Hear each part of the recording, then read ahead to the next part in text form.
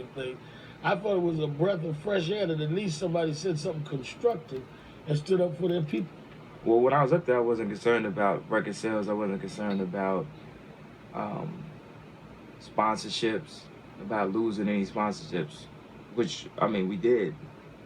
But I was more concerned about, you know, if I was in these people's shoes.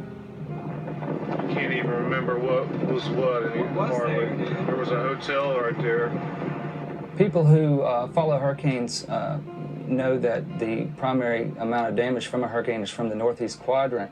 And the northeast quadrant of Hurricane Katrina primarily affected Hancock and Harrison and Jackson counties in Mississippi. There was a ton of devastation along the Mississippi Gulf Coast, which a lot of times seems to go unnoticed by the media. This is 2nd Street? Oh my God. This is 2nd Street. Jay had been helping me move stuff out of my destroyed house, and I had actually borrowed a rental van. So we were shooting some video, and we got to the train tracks, which are literally about 150 feet north of my house, and the MPs stop us. So they tell me, no one can cross here, quote unquote. That was their exact words. You have to turn around. They told me I had to go this alternate route, like 15 minutes out of the way. 4 miles out of the way. And then come back to my house. So they wouldn't let us go down to my house because the vice president's going down there.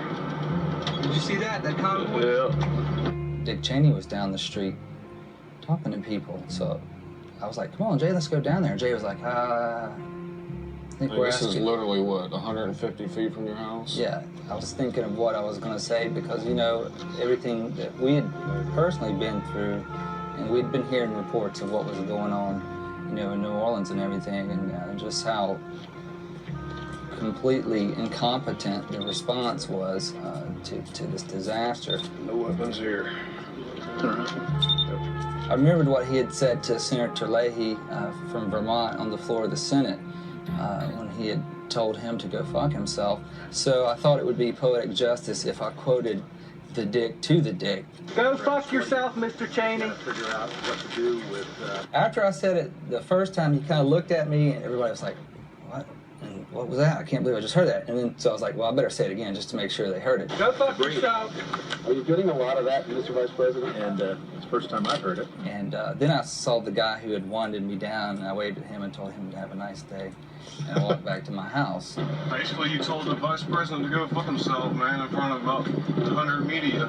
He says it to people in Congress, and then he wants to come down here, make a photo op for himself to try to make himself look cool or whatever. This is how we feel. Look at this. House after house. Nothing. Decimation. Where was FEMA? 3 days after the storm, when everybody was dying in New Orleans. It's taken him 2 weeks, but today the president finally ventured into the center of New Orleans.